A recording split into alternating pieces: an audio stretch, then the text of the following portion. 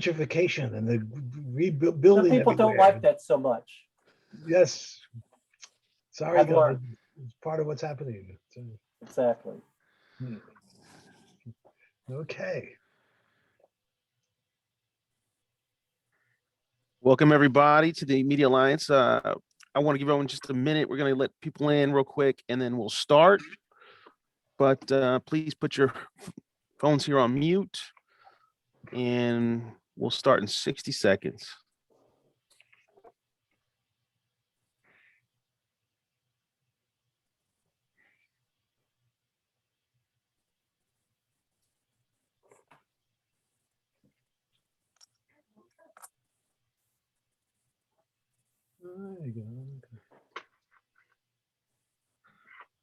It's like the field of dreams. We build it, they will come, Dr. Klineberg. There they come, little by little. That's right. Little by little. Yeah, I told you, 12 o'clock hits, they're here.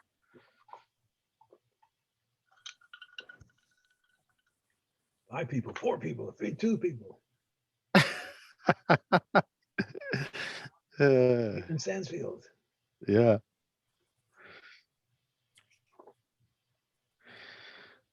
Well, Dr. Klineberg, for the sake of time, we're going to go ahead and start because there's some announcements that we need to make here at the Media Alliance, just because right now we're transitioning from my presidency, which this will be my final luncheon as the president of Media Alliance of Houston, and we'll be welcoming Miss Amanda Rossi as she enters her new term with her executive board, and we're honored to have both of.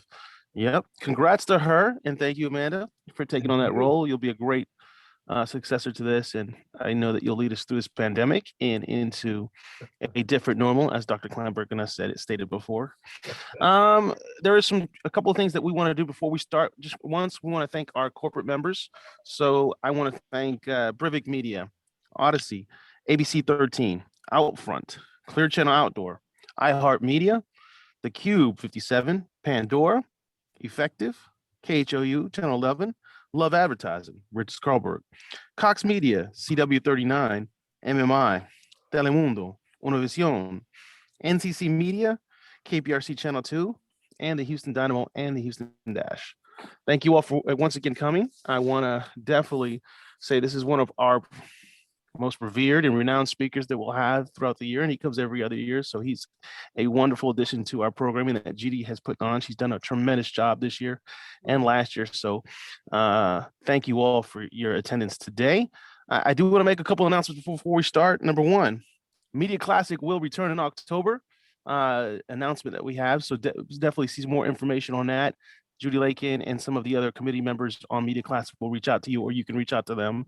But huge announcement, and we're glad to have that golf tournament back, and so we're glad to support. But once again, we'll see more information in October. Second thing, the survey for the Media Alliance of Houston has went out. It was instrumental that we got that information last year because it helped us with programming, helped us with a variety of different things that we did throughout the year in terms of getting through this pandemic and this quarantine. If you can, that link was sent out. It may have went to your junk mail. If you can't fill it out, it'd be useful information for Amanda and her board to get so that they can plan out the year.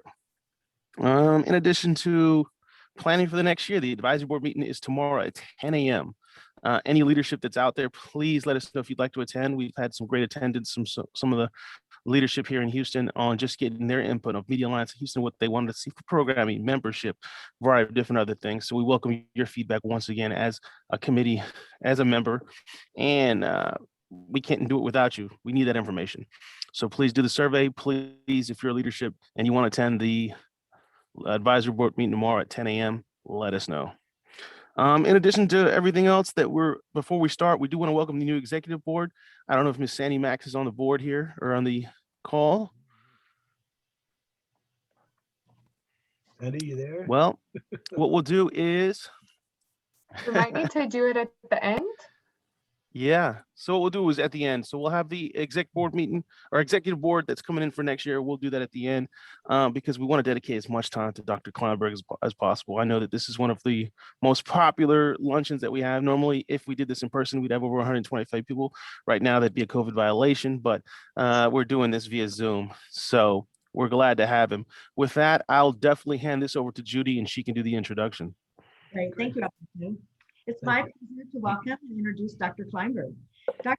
Klineberg has been shaping local thought on the ongoing trends in the Houston metropolitan region for almost 40 years.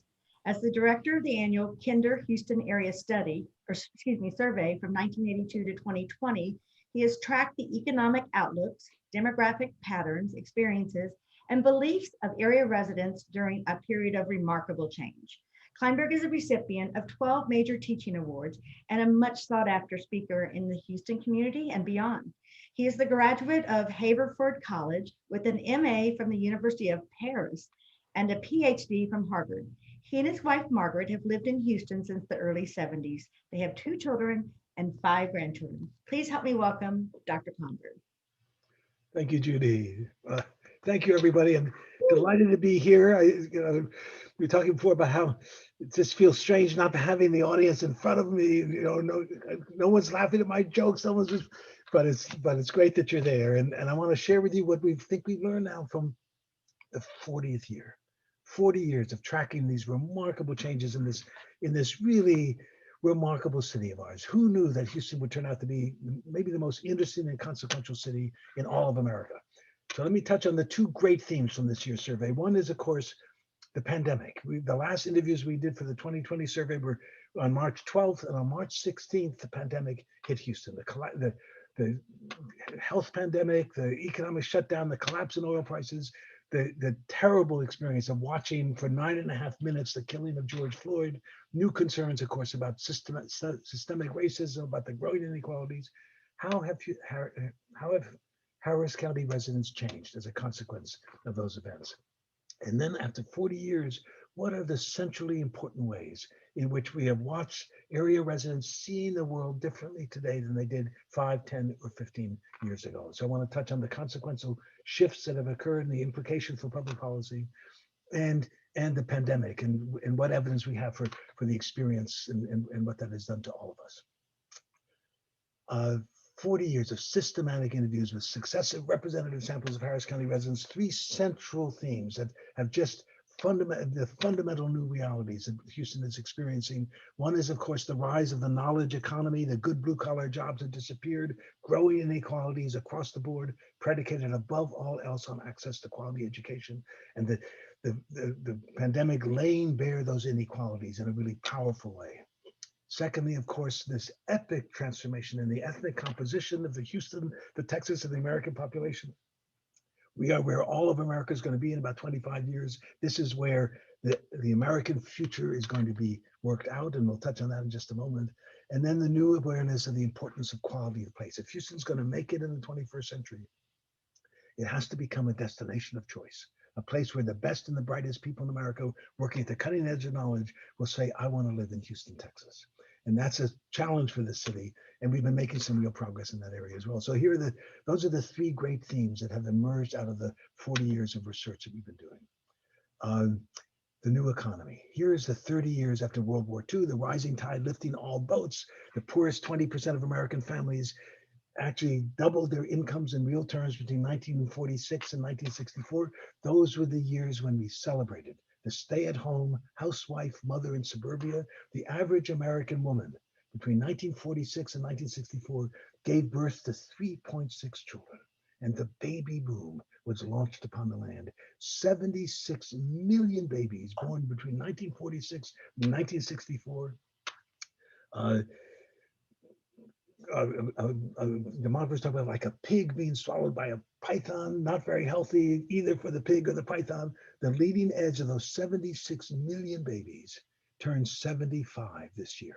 And we are going to watch a literal doubling of the number of Americans over the age of 65, overwhelmingly Anglo babies. That's who was here to be born in that period after World War II, heading off into this proverbial sunset eventually, being replaced by a very different generation of Americans. It is the epic transformation of our times. Come back to that in just a minute. Here are the last 35, 40 years when virtually all the benefits of economic growth in America have gone to the richest 20%, most of that to the richest 5%, most of that to the richest 1%, and a striking redistribution of earnings out of the hands of the poor and the middle class into the hands of the rich and the super rich in a way we have never seen before in American history.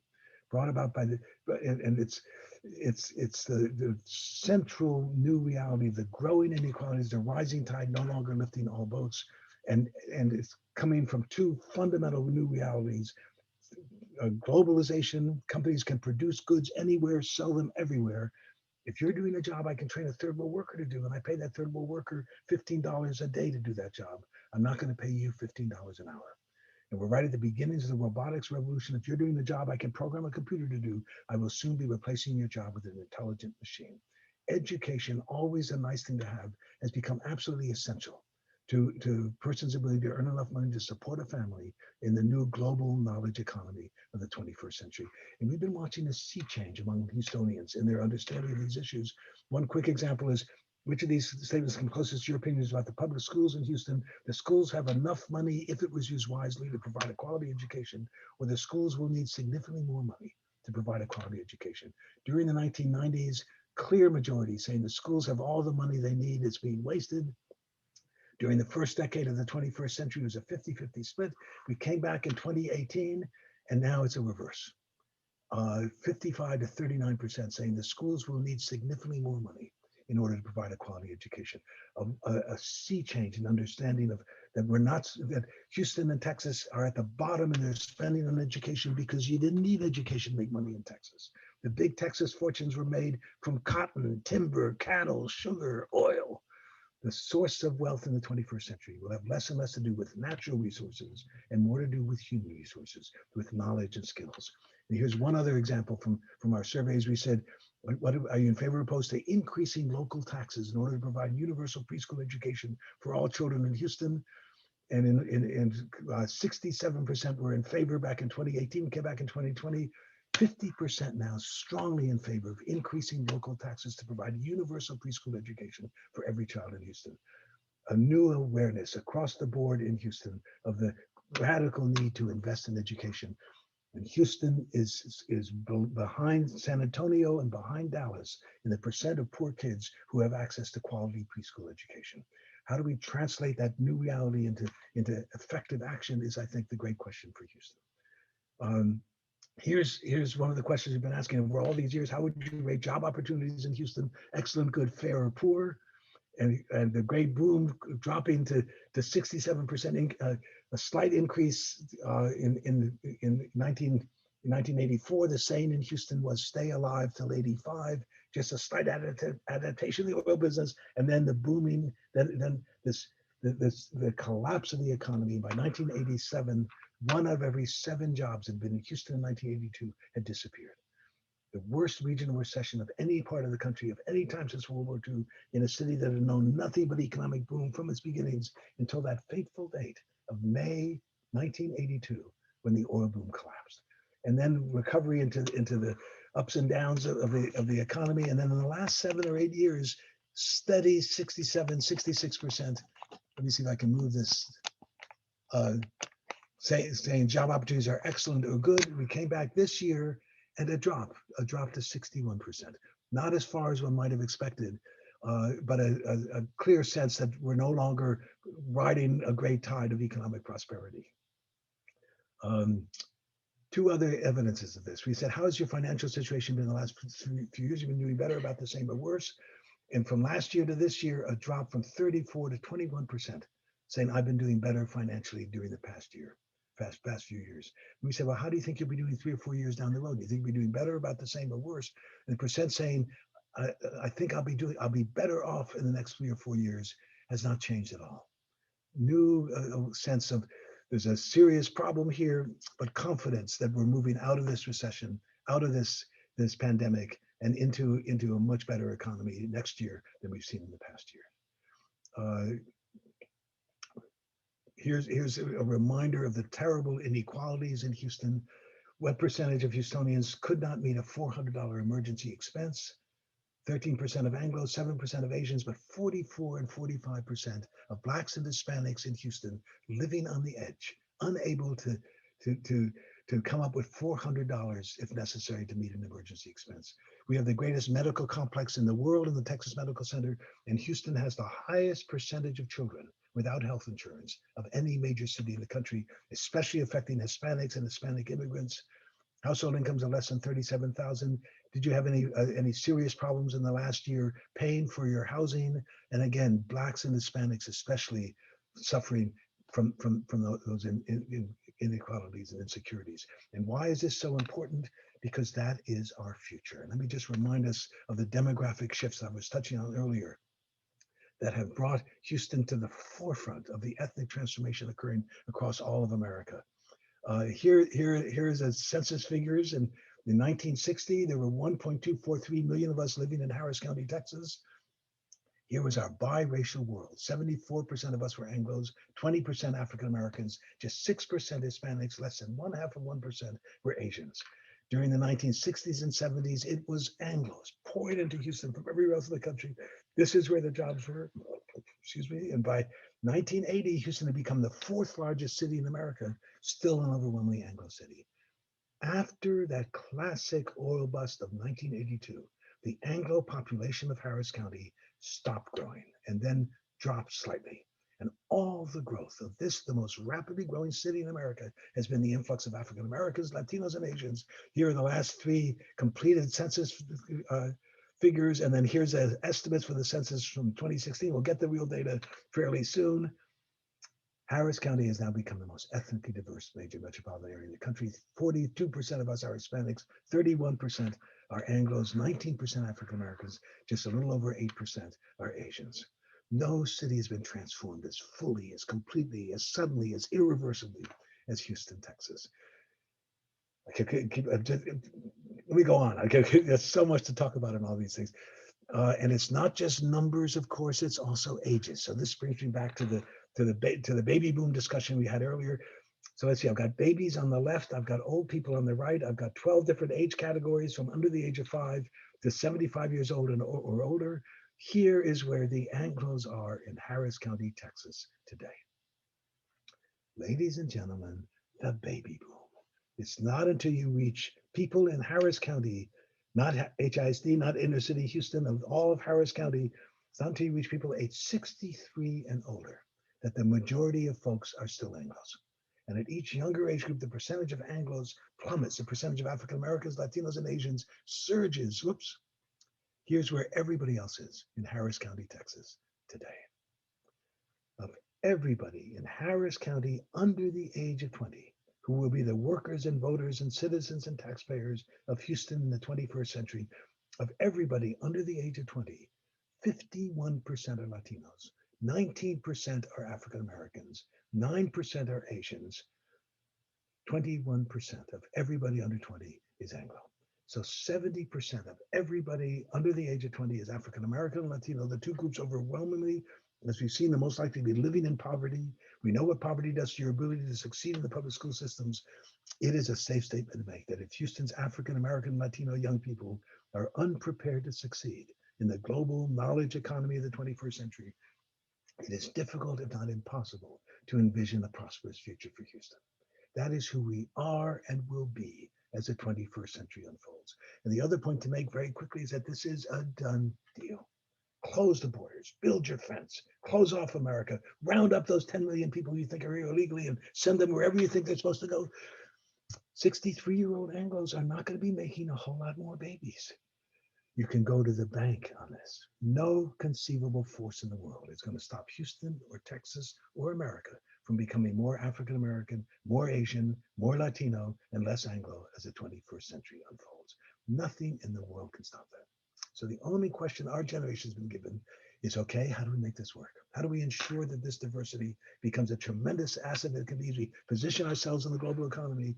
Much depends on how this generation speaks of this remarkable convergence of the two forces that have transformed the 21st century, a new economy where education has become critical, and a demographic revolution. So let's see what's been happening this year. Coping with the pandemic. Do you know anyone who's been hospitalized or died from the COVID-19? Clearly, African American Latino communities are much more deeply affected than Anglos and Asians.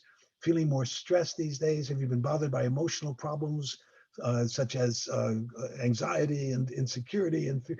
It's interesting to see an even distribution. All of us have been stressed out by this year's pandemic, but African Americans and Latinos more likely than Anglos to have gotten help from government programs. But it is interesting to see the common experience, even as Blacks and Latinos are so much more vulnerable than Anglos and Asians to the consequences of this pandemic.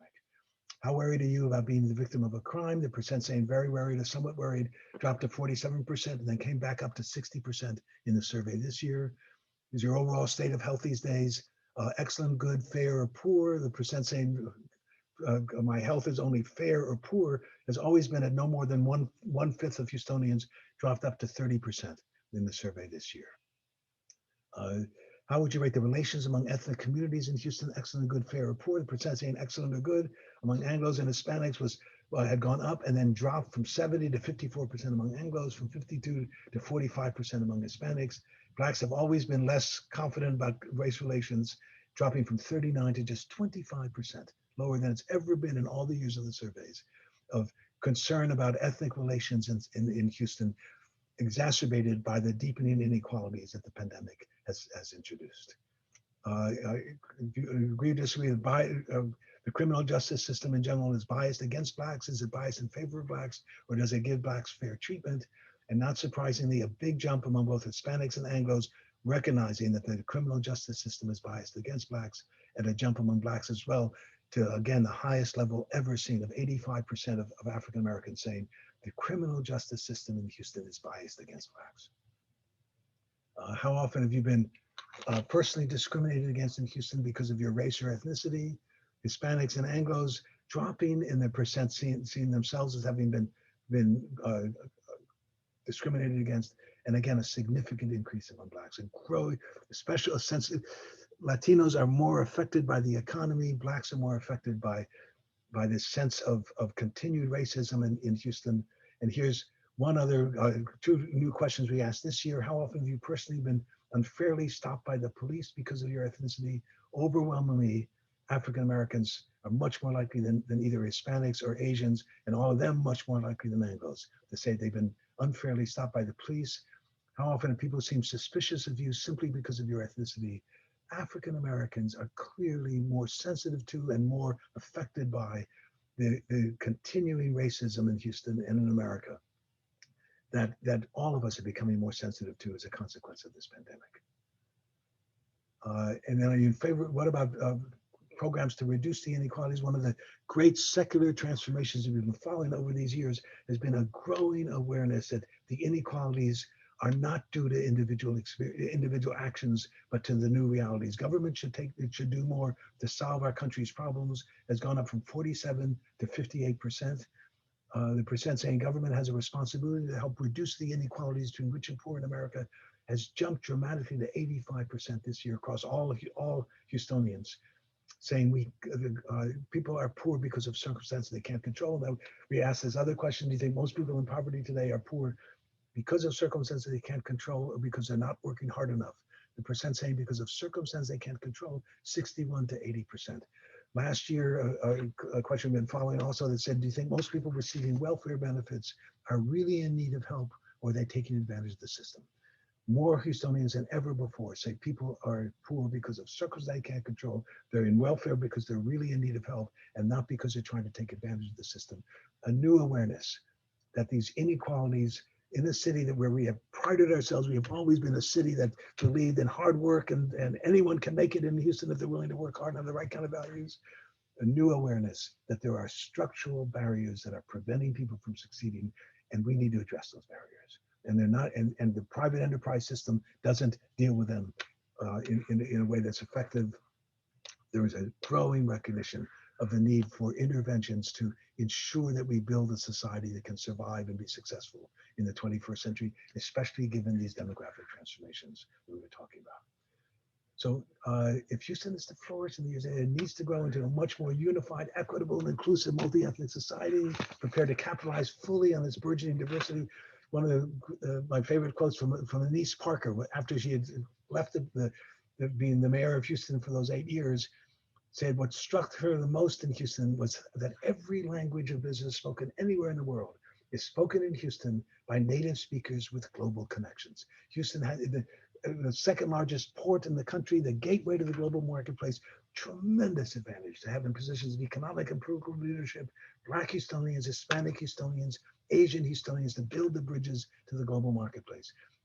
I didn't get to show you this, but younger generations across the board in Houston are much more prepared to accept the diversity and to embrace that diversity than us older Anglos. But all of us are moving toward an increasing celebration. We are the most ethnically diverse major city in the country. We are where all of America is going to be. The question is, will the city be able to reverse the trends of the past 40 years and make meaningful and sustained progress toward reducing the racial and ethnic disparities and ensuring far greater equality of opportunity across the board? How we respond to these new challenges and opportunities and realities will be central to shaping the Houston future in the years ahead. And then quality of place. Houston has been making more and more progress in building an attractive, healthy city, but now facing the not only the pandemic, but the increasing vulnerability to floods, the rising sea levels. But meanwhile, here's a reminder of why we flood. Right, this is the 11 major bayous in Houston. It's also a reminder of an extraordinary event that we may have talked about a couple of years ago. That in 2015, the citizens of the city of Houston voted to tax ourselves $100 million, to be matched by $140 million in private monies, to take the 9 major bayous in Houston that had been concretized in the cheapest possible way by the Army Corps of Engineers to serve as drainage ditches for our flooding problems. That's what we did down here in the 70s and 80s. No one thought of these as amenities of any value. We got flooding problems that straighten out those bayous, concretize them, and get the water out of here as fast as possible. We voted to build 150 miles of linear parks along the 9 major bayous of Houston. So by the time the Bayou Greenways Initiative is completed next year, 60% of everybody who lives within the city of Houston will be within walking distance of a bayou trail. Houston will become one of the greenest cities in America. That would have been inconceivable 10 or 15 years ago. This is a city self-consciously reinventing itself for the 21st century. And we've been asking, of course, questions since Harvey about the preparation for the coming storms. Do you agree or disagree? It is virtually certain that Houston will experience more severe storms in the next 10 years as we've experienced in the last 10. Steady, a drop to 59% from 79% last year, saying it's virtually certain, but no drop at all in the percent who said they were in favor of prohibiting any additional construction in areas of Houston that repeatedly flood. And a striking shift in a question we've been asking over the years: which of these statements come closest to your feelings? We need better land use planning to guide development in the Houston area, or people and businesses should be free to build wherever they want. And the percent saying we need better land use planning is now 85%, and only 15% still buy into the idea that free enterprise and individual decision is all that we need to create a wonderful city. A growing recognition we need to have regulations that encourage the developments in ways that benefit all of us. And it's a striking new reality in Houston that the surveys have picked up. And I say, don't blame me. I'm just asking the questions, and you can see this shift going on in public attitudes and perceptions. And here's another reminder that we've asked a series of questions about climate change up until last year. I wanted to find this from last year. How serious a threat is climate change or global warming? Is it a very serious problem, somewhat serious, or not much of a problem? And in Houston, the percent saying it's a very serious problem went from 39 to 40 to 46 to 52 to 51% in the survey last year.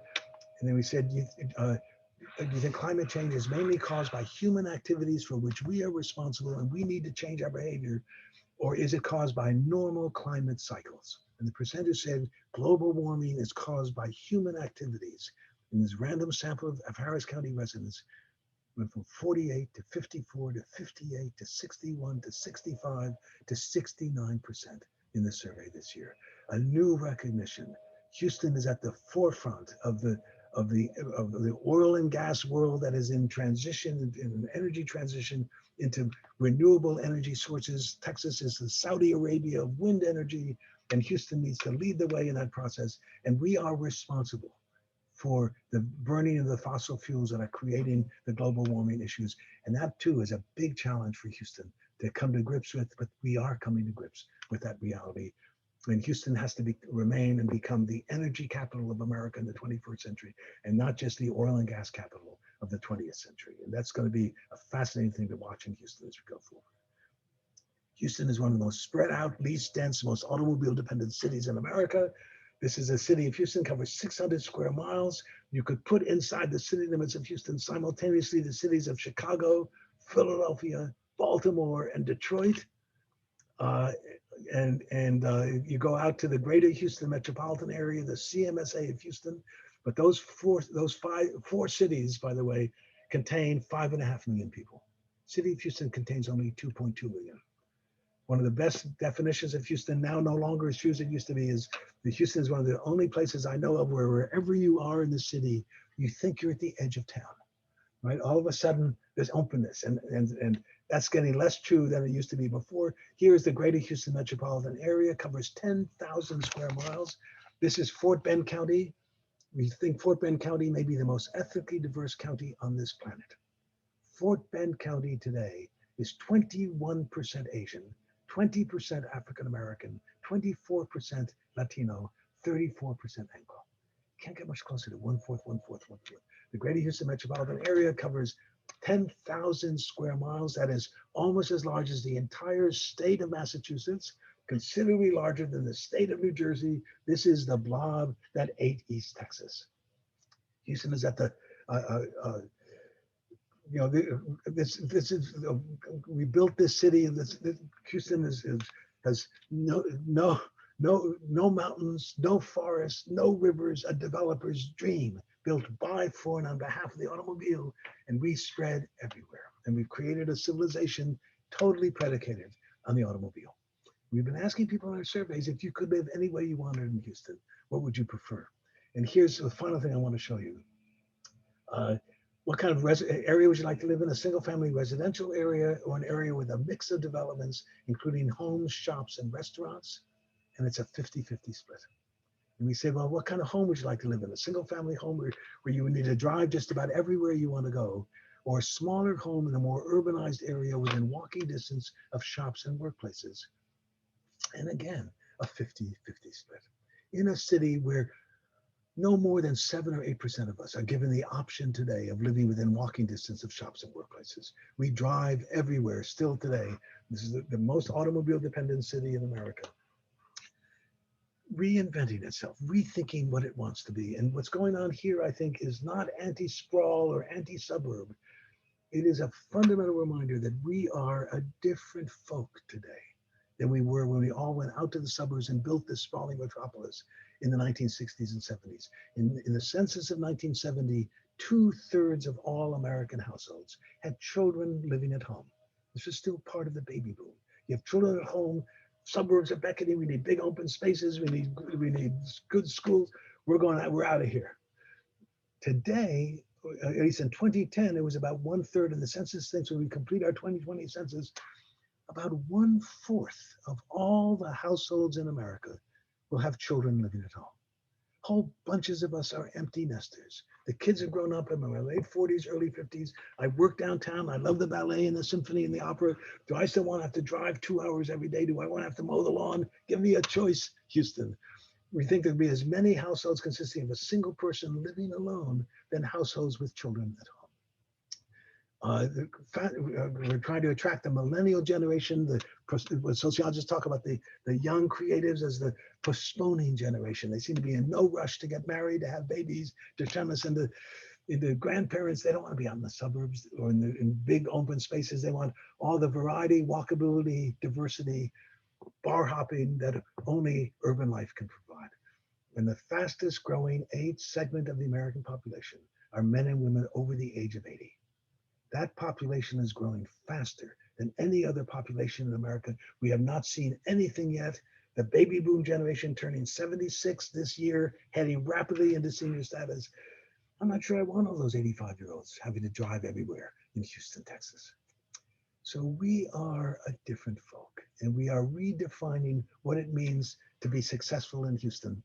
And what does it mean to create a city prepared for success and prosperity in a very different world of the 21st century. So let me summarize one other interesting dynamic. We asked people not only what political party Are you Republican, Democrat, Independent, or something else? We also ask, when you look ahead to the next few years, do you tend to believe that the country is headed for better times or more difficult times? When Democrats were in office, Democrats were optimistic about the future. When Republicans were in office during the last 4 years of Donald Trump, it was Republicans optimistic, Democrats not. We came, of course, after the 2020 election when Donald Trump was defeated and Joe Biden was elected president. And here's what we found this year. Just a collapse of optimism among Republicans, from 69 down to 19%, an increase by 20% among Democrats, optimism about the future. A powerful reminder: the world looks and feels like a different place if you're a Democrat or if you're a Republican. It's a reminder of how enormously complicated and difficult it is to find ways for us to agree together to move forward into building the Houston of the 21st century in a successful way, to build bipartisan understandings of what we need to do to succeed. And in Houston, much as in Texas and in America, that partisan divide is a real challenge as we go forward to figuring out how do we work together to build the Houston of the 21st century. So the impact of the year-long pandemic, a recovery we think is underway, but the pandemic laid bare and exacerbated the long-standing health and economic disparities in Harris County, Texas, in a way that is impossible to pretend is not happening and is not central. And then, given the demographic realities, is not critical to the building a successful Houston in the 21st century. Some 40% of all African American and Latinos in Houston, Texas, who comprise, we know, the vast majority of young adults in Houston today, some 40% are living on the edge, barely able to meet a $400 emergency or to pay for their housing. More than half of the respondents in all communities report more stress and emotional problems in the past year. They give lower ratings to interethnic relations in Houston. They recognize more clearly the realities of discrimination, especially as it's experienced by Blacks across the board, a new sensitivity that is different and is a consequence, we think, of this pandemic. Overall, the pandemic has led to worsening health and well-being, to more fear of crime, to greater concerns about the long-standing inequalities.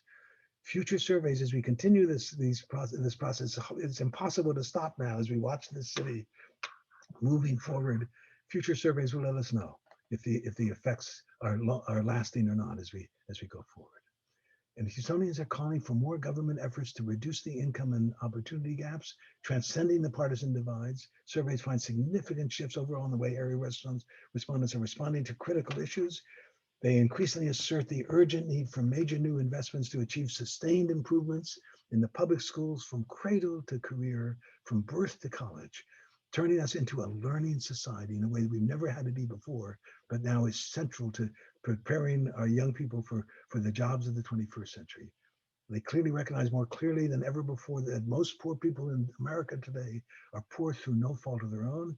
They're calling for stronger programs to help reduce the rising inequalities in a way that is unmistakable and continuing in every question we ask, showing this sea change in the way Houstonians understand the realities of poverty in America today.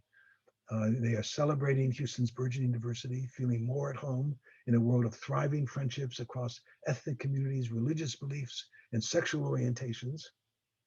They support more stringent controls on development to mitigate future storms, to enhance the area's quality of life attributes, and to develop more walkable urban neighborhoods.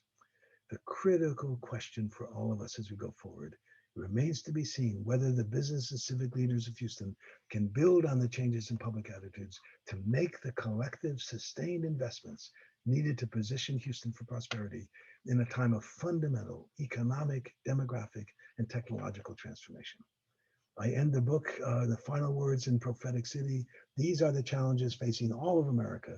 The jury is out, not only for Houston, but for the rest of the country as well. So stay tuned. We'll keep doing these surveys. And thank you very much for your attention. And I think I made it. I actually went much faster than I thought, worried about taking too much time. So we have plenty of time for questions and thoughts. Looking forward to your thinking as we think about what is this city, how have we changed, and what are the challenges and what are the opportunities that Houston has to be the model for what all of America will be. What is so striking is that all of America will look like Houston in 25 years. This is where the American future is being worked out. And so it makes, I think, all of our efforts of real transcendent importance. So I'm looking forward to your thoughts and questions. And thank you again for inviting me. It's great. I always feel like it must be that time of year again, every once a year or once every other year, to be able to share this information and recognize the tremendous responsibility the media have to help the general public see how and why these changes have occurred and what the opportunities are for us as we go forward. Thank you. No, fabulous information, Dr. Klineberg. Thank you so much for your time. We always appreciate it. I guess while we're gathering questions, first question that that I have is probably, what is the most profound piece of information that you found through your research that you weren't expecting to find? I think what I've been sort of emphasizing today, in this city that, as I say, has been world famous for being at the extreme of minimum government, minimum regulations, total confidence in the free enterprise system, individuals making money, trickle down affects everybody. Houstonians no longer buy that. They are now increasingly aware that people are poor in this city through no fault of their own. And that the inequalities for the last 40 years have been growing dramatically, unmistakably, and are not being solved by trickle down, and by making the rich richer does not improve the lot of the poor in the way that it once did. I mean, there was the 30 years after World War II, the rising tide lifted all boats. The average American man, whatever his job, however much education he had, literally doubled his income in real terms. We were the sole economic power on the planet. All of our potential competitors were decimated by the war. This is a world of big business, big government, big labor. 38% of all the jobs in America in the 60s and 70s were union jobs. The unions could negotiate with the corporations to ensure that workers shared in the prosperity of the companies, and the rising tide lifted all boats. It has been 40 years since that was characteristic of the American economy. And I think that was the biggest surprise, is the universality of that. Every way we ask the question, you see a growing recognition, a growing shift toward recognizing that we need to make investments to reduce the inequalities, to improve access to opportunity in an America where good blue-collar jobs have disappeared, and where education is critical, and all the things that we need to do to support education, raising the minimum wage, making sure that we are not the city with the highest percentage of children without health insurance of any city in America. That's not creating the conditions for success in the 21st century. Wow. Interesting. Our first question comes from Victoria Lawson from Odyssey here in Houston. And her question is, what is driving the diversity in Fort Bend County? Yeah, it's a great question. What's driving the diversity in general in Houston is this is a bifurcated immigration stream coming into a bifurcated economy. One group of immigrants are coming with higher levels of professional skills and educational credentials than we have ever seen in the history of immigration. Asians and Africans are coming here with much higher levels of education than Anglos. And African Americans from the Caribbean, and above all, Latinos are coming with stunning educational deficits relative to the average education of the average American. And Houston is providing a bifurcated economy. Lots of very good jobs for highly skilled technical workers, and lots of low-level personal service jobs for poor and less educated workers. And so African Americans, but above all, Latinos and Asians were pouring into Houston after Anglos stopped coming with the collapse of the oil boom. And why Fort Bend County? Once you get a critical mass, it accelerates, and you go where you know people.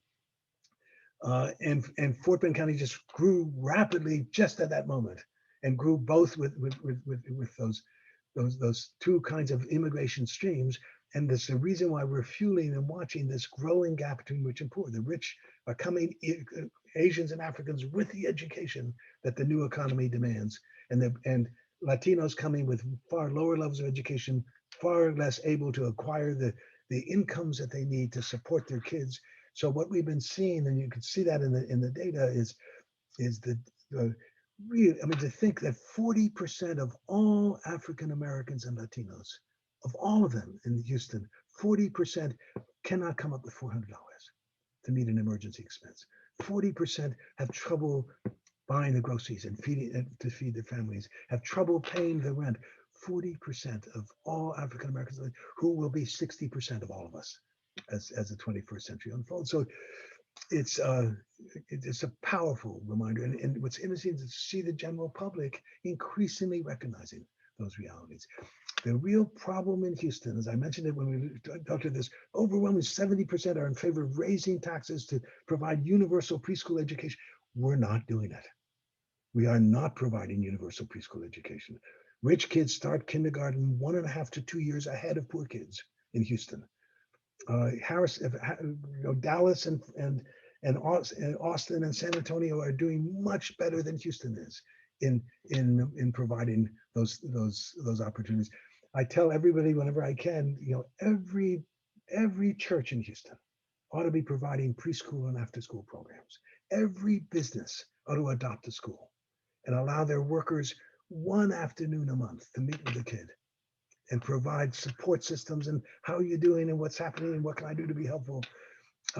We need to become a learning society. We need to take charge and recognize we need taxes ultimately to increase. We need government programs, but above all, we need us. We need all of us taking our part, making some small contribution that can be multiplied across the board. And Houston has got one of the highest levels of volunteering of any major city in the country. We have tremendous philanthropy, but we have very low taxes, and that ultimately is one of the problems. But we can if we're not going to throw money at these problems, let's find a way to throw people at these problems. And you can see that beginning to be understood across the board. So more and more efforts are being made in this direction. Not nearly enough yet. It's happening. No, that's great. Great information once again. And you did mention other markets like Austin. Our next question comes from Mata Diaz from Brivik Media, and she wants to know, how does the growth of Houston compare to its neighbors like Austin, Dallas, and San Antonio? Well, Texas in general has been growing very fast, and that's why we now have we got 2 additional congressional districts, and California has 1 less. And that whole movement, big part of it is housing costs. It's impossible, the big cities like New York and San Francisco, impossible for people on teacher salaries or policeman salaries to be able to live in those cities and pay for housing. Texas has been much more affordable until recently. And now the affordability is lessening across the board in Texas. And the other big problem in places like Houston is that you have to have a car and all the expense that a car represents. Whereas in New York, you don't need a car to get around. And so public transit, we were touching on that earlier, is going to be one of the great challenges for this city. But the growth of Houston that was very rapid in the last 2 decades has slowed. And we'll get a clearer sense of that when we get the final figures from the census of this year.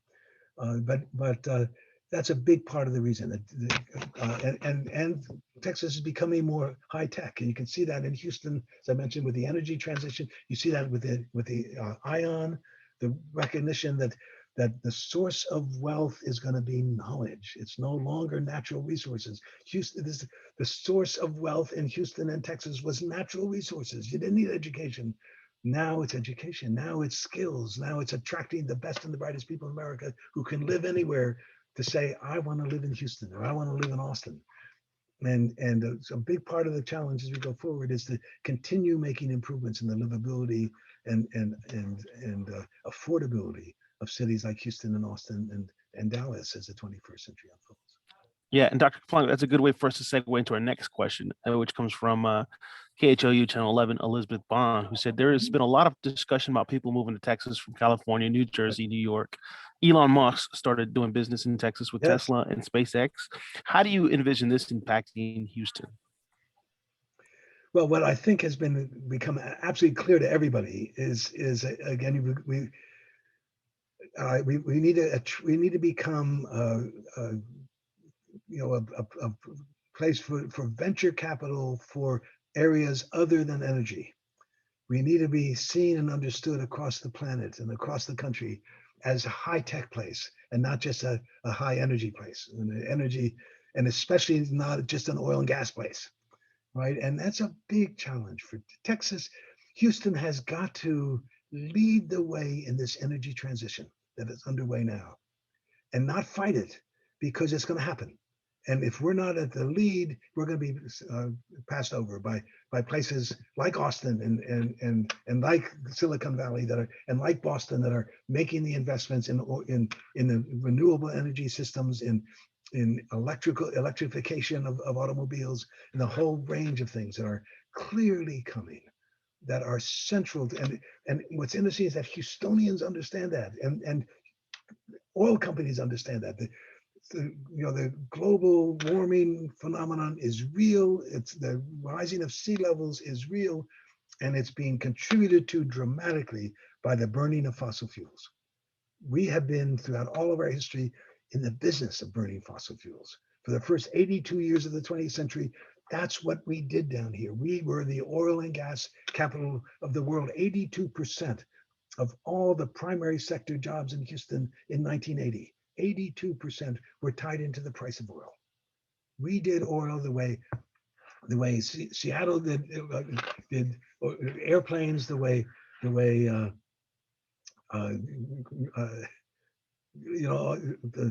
coal, all the renewable, the non-renewable energy systems that were central to the early industrial revolution are now increasingly having to be surpassed. And Houston has got to lead the way in that transition into a non-oil and gas world. And that's going to be an interesting challenge for the city. And its success in that endeavor will be a big part of its success overall in attracting the best and the brightest people and being a cutting edge city for the 21st century. Absolutely. We have about 9 minutes, so we're going to go into some of the other questions that people have, one about consumer confidence and the other one about recovery. So the first one is from Stephanie Weaver McKee, who she wants to know, do you think the data you found in the survey will be unique to 2020 and 2021, or do you think it will take time to get Houston's confidence back? Well, that's a great question. That's why it's such fun to do this survey every year. So we can say, okay, we don't know yet. We'll check it again next year. Some of this is going to be permanent. I mean, some of this is that recognition of the inequalities and that support for government programs to address those issues, I think, is real, and has been, and what the pandemic has done is to accelerate what was already happening in terms of the recognition of those inequalities, and the deepening vulnerabilities of African Americans and Latinos in this city that has been really dramatic. I expect will continue. So whether we'll see a continuation of the new sensitivity on the part of Anglos, especially to the recognition of the disproportionate negative effects hitting African Americans in Houston. Anglos have always been very reluctant to admit to that. We've been seeing that shift occur this year. It'd be very interesting to come back with those same questions next year and the year after, and see whether that sensitivity and recognition of the particular plight of African Americans in Houston continues in the psyches of Anglos, who are understandably resistant to fully accepting that reality. It'd be interesting to see. I mean, I think some of it is going to. We don't know. We're going back to the. It's going to be a new normal as you go back to it, and we're going to be continuing to Zoom in various ways. We're going to be able to live in different. We're not all going to have to be driving to the office every day from 9 to 5 and being caught in massive traffic jams that are already beginning to be felt dramatically. We're going to have new investments in public transit of various sorts. People are going to be able to live further away and commute maybe into the office once or twice or 3 times a week, but not every day. It's going to be interesting to see how all that plays out in the years ahead. And we're delighted we have a new young guy who's joined the Kinder Institute named Robert Bozick, who's going to be working with me as we transition to a broader and greater opportunities to do 3 or 4 different surveys a year instead of just one, and be able to zero in on some of these central questions and ask, how are we doing? What's happening? How are we changing? Who's changing and who isn't? And where does it seem to be taking us? No, absolutely. And I don't know how I feel, because I sell traffic over here at Billboard. So I'm hoping to get traffic picks up and continues. So that's a little plug on my part. But in terms of the challenges, and we want to continue on that conversation, because it's another question that Missy Always from iHeartRadio has. What is the biggest challenge facing Houston in recovery? Is it the education challenges? Is it the vaccine and medical? Is it oil and gas pricing? Or is it the government programs? Well, the recovery is going to depend on vaccines continuing, right? I mean, that's been the whole story. more and more of us are getting those two doses. That's a real problem. The fears that people have about taking a vaccine, and the rumors that are circulating that are making people resisted in the margins at this last point. It's really important to figure out a way to encourage everyone to get the vaccine. This is such a remarkable discovery and development, and unbelievable how rapidly the medical world has been able to respond to the need for these new vaccines. There they are. This is our opportunity. We need to get back into face-to-face interactions. We need to get back in business, and we're beginning to see that happen. But vaccinations are going to be a critically important part of putting this whole pandemic behind us. Whether we can put behind us the deepening inequalities that Blacks and Latinos face in the city is a different question, and we'll be watching that very carefully as we go forward. But we're encouraged by the growing understanding on the part of Anglos and Asians of how critical it is to make those investments to ensure that Blacks and Hispanics are succeeding in Houston, because that is where, for better or worse, the Houston future is going to be built. And that's where, for better or worse, the American future is going to be built, right? It's coming to grips with the two fundamental new realities that have transformed the 21st century irreversibly. Number one, a new economy where education has become critical, right? And I mentioned in the old days, you could drop out of high school with a strong right arm and a willingness to work hard, and you could join a union and become a rustabout on the oil fields and be able to make a middle-class wage. The blue-collar jobs have disappeared. Education is critical. What you earn depends on what you have learned.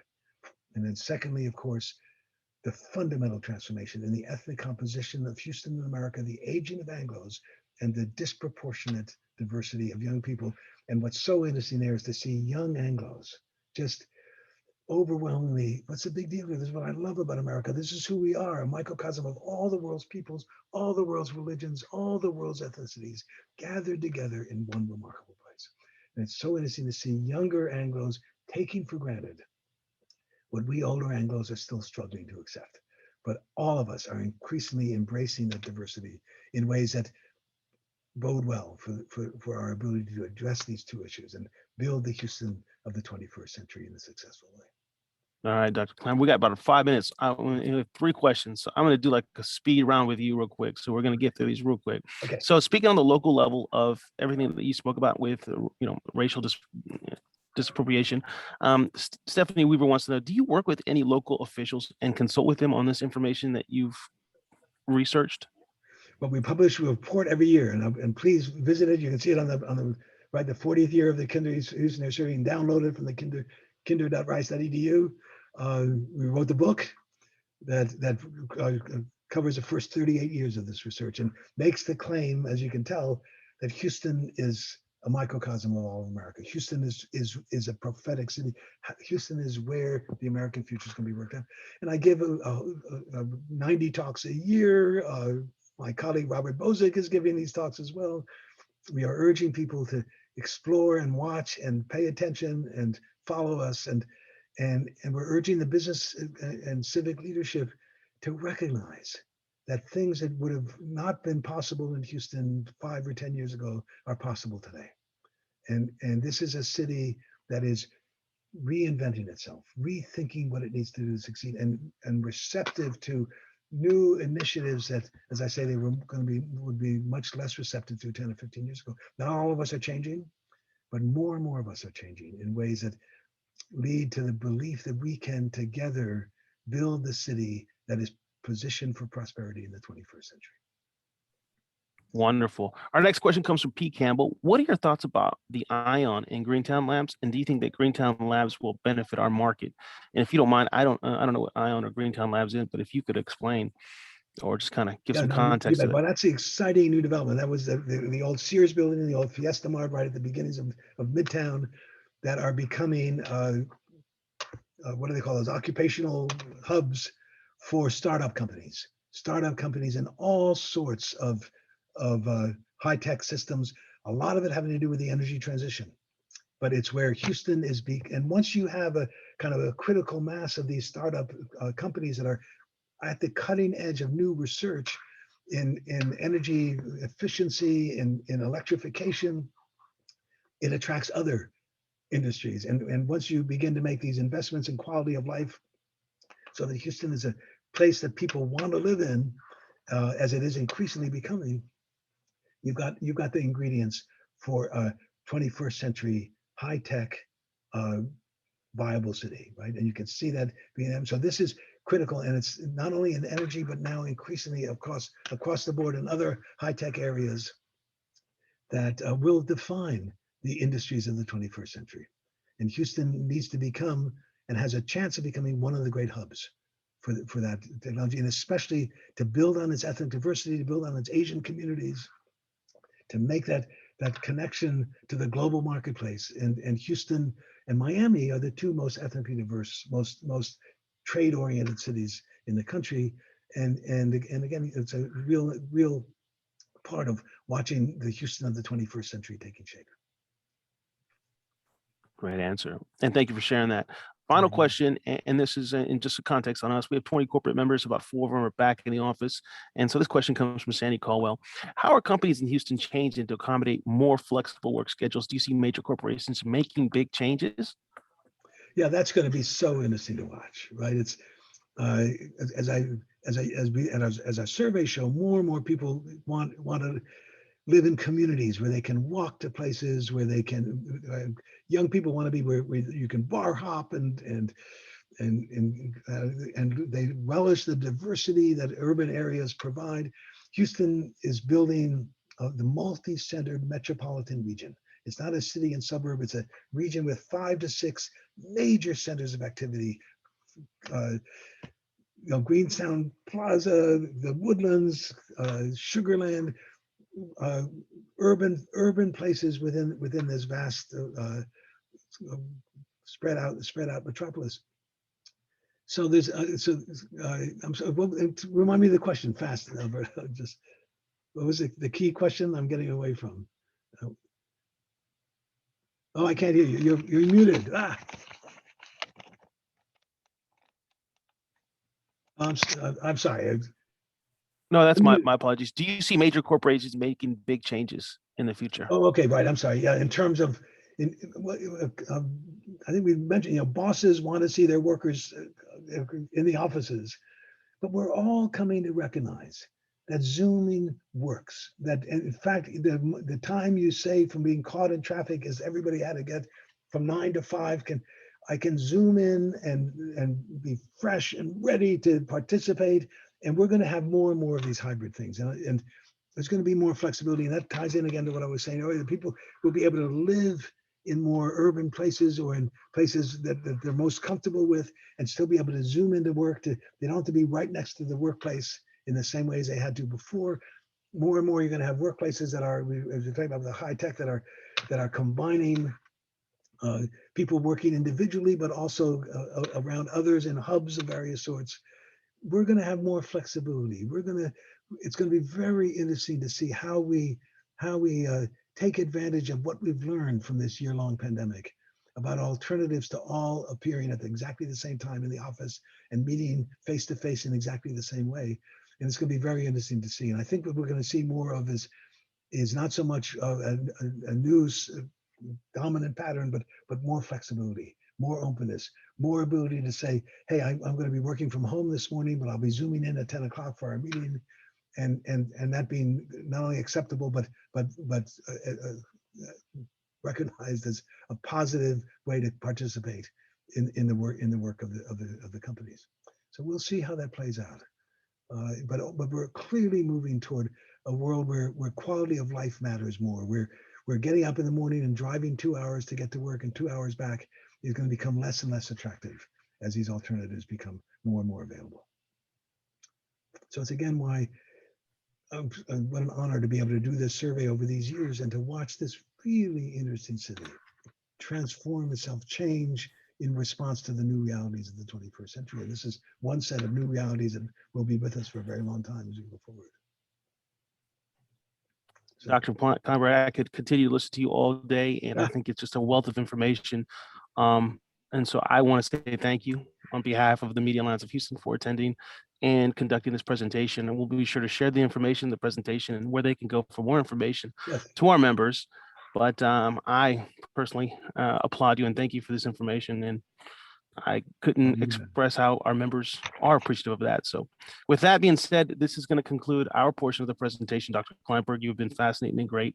Thank you, Judy, once again, for putting on a great presentation and a great program Thank you, for our Judy. audience. But other than that, we're Good going to, luck, Amanda. yeah, people were Thank more you. than welcome to stay tuned to this, but we're going to install the executive board. So if you'd like to see those new members that are coming aboard for 2021, 2022, you can. If you don't want to, you're more than welcome. But our presentation has ended. Special kudos and happy birthday to Alan Brivik today, who is turning, what, 21? So thank you. Happy birthday, Alan. But other than that, I'm going to turn it over to Sandy Max, who will install some of the new board members for 2021, 2022. And I applaud all your efforts and thank you all for supporting me last year. I know that Amanda will do a great job as your president going forward. And it's been an honor to serve you all. And so I want to thank you all for your time and your passion in doing this. Sandy? I'm not sure if I'm on, am I? You are Yes, you on. are. We hear you loud and clear, I man. seem to have blocked off the video. We don't see you, yeah. Or maybe Amanda Yeah. blocked me out. Did you block me out, Amanda? I did not do that. It wasn't me. Okay.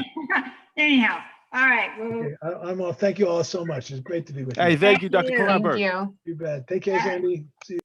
all right. Bye-bye. Okay, let's do this as quickly as possible. It is my honor and privilege to present the 2021-2022 Media Alliance of Houston Executive Board. All the awards, growth, and successes of this chapter I attribute to the leadership and professionalism of our board members. We are fortunate to have so many talented leaders among our members, and that the following select group has selected the challenge and responsibility of serving on the Houston Chapter 2021-2022 Executive Board. First of all, board member at large and our past president, Alberto Morales of Clear Channel Outdoor. Board member at large, Marlise, hope get this right, Arabio, Intercom. Board member at large, Victoria Lawson, Intercom. Corresponding secretary, Mia Vera, MMI Agency. Recording secretary, Rebecca Ramsey, Clear Channel Outdoor. Vice President Strategic Planning, Jean Loya, CW. Vice President Membership, Avery Domenech, Brivik Media. Vice President Programming, Chris Caldwell, Briggs Caldwell. Vice President Fundraising, Stephanie McKee, Professional Sports. Vice President Networking Workshops, Liz Ferrari, Comcast. Treasurer-elect, Mara Diaz as Brivik Media. Treasurer, Jordan Hess, KPRC. Vice President Colleen Keene, Intercom. President-elect Naja Kosi, She Said, the agency. And our new president, Amanda Rossi, Brivik Media. Congratulations, 2021-2022 MAH Executive Board, as you lead us to promote progress, create change, and give back to our industry. As the only voting members of the Board of Directors, we appreciate your commitment to represent the Houston chapter at all our monthly board meetings. Congratulations. You are installed. Thank you, Sandy. Great. And Well, There congratulations, we are. everyone. Thank you, Al, for leading us this last year and doing such a Yes. great job during the pandemic. And we look forward to this upcoming year. We will start doing our virtual webinars again in July. So we will see you back then. Thanks, everyone. Bye-bye.